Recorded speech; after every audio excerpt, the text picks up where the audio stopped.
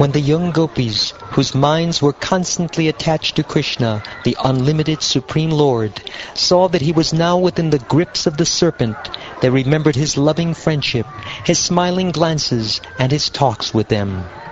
Burning with great sorrow, they saw the entire universe as void.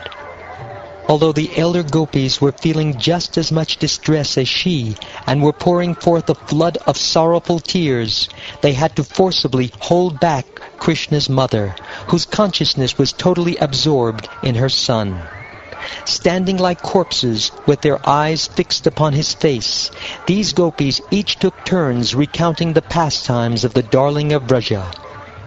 Lord Balaram then saw that Nanda Maharaj and the other cowherd men, who had dedicated their very lives to Krishna, were beginning to enter the serpent's lake.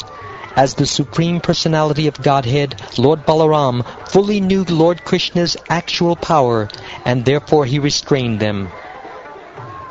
The Lord remained for some time within the coils of the serpent, imitating the behavior of an ordinary mortal. But when he understood that the women, children, and other residents of his village of Gokul were in acute distress because of their love for him, their only shelter and goal in life, he immediately rose up from the bonds of the Kaliya serpent. His coils tormented by the expanding body of the Lord, Kaliya released him. In great anger, the serpent then raised his hoods high and stood still, breathing heavily. His nostrils appeared like vessels for cooking poison, and the staring eyes in his face like firebrands.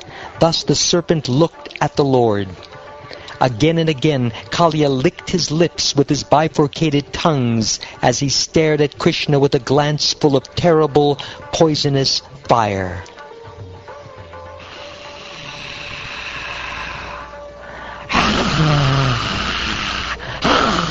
But Krishna playfully circled around him, just as Garuda would play with a snake. In response, Kaliya also moved about, looking for an opportunity to bite the Lord.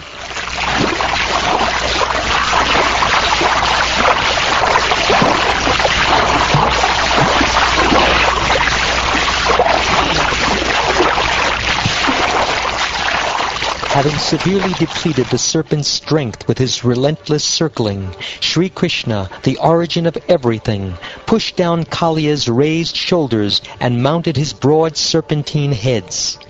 Thus Lord Sri Krishna, the original master of all fine arts, began to dance, his lotus feet deeply reddened by the touch of the numerous jewels upon the serpents' heads.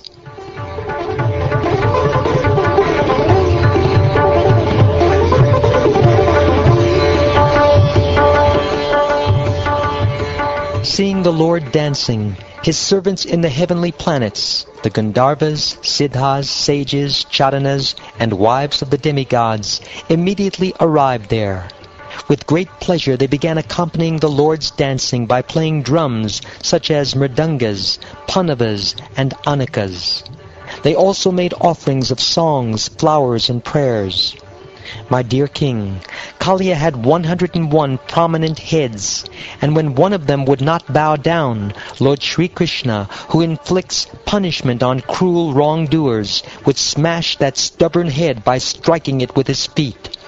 Then as Kaliya entered his death throes, he began wheeling his heads around and vomiting ghastly blood from his mouths and nostrils. The serpent thus experienced extreme pain and misery.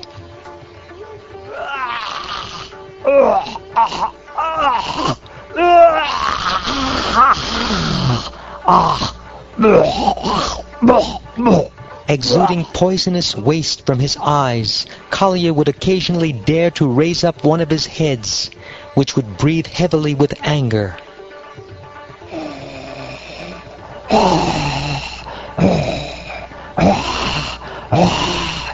Then the Lord would dance on it and subdue it, forcing it to bow down with his foot.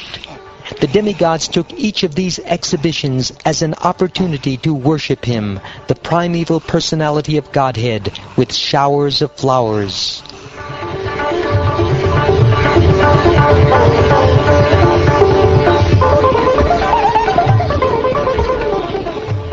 My dear King Pariksit, Lord Krishna's wonderful, powerful dancing trampled and broke all of Kaliya's 1,000 hoods. Then the serpent, profusely vomiting blood from his mouths, finally recognized Sri Krishna to be the eternal personality of Godhead, the Supreme Master of all moving and non-moving beings, Sri Narayan. Thus within his mind, Kaliya took shelter of the Lord.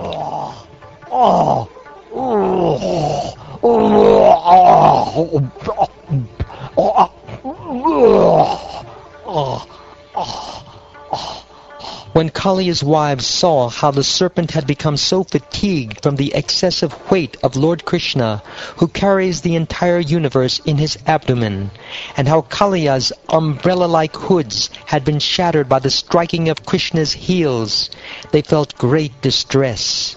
With their clothing, ornaments, and hair scattered in disarray, they then approached the eternal personality of Godhead. Their minds very much disturbed, those saintly ladies placed their children before them, and then bowed down to the Lord of all creatures, laying their bodies flat upon the ground. They desired the liberation of their sinful husband, and the shelter of the Supreme Lord, the giver of ultimate shelter, and thus they folded their hands in supplication, and approached him.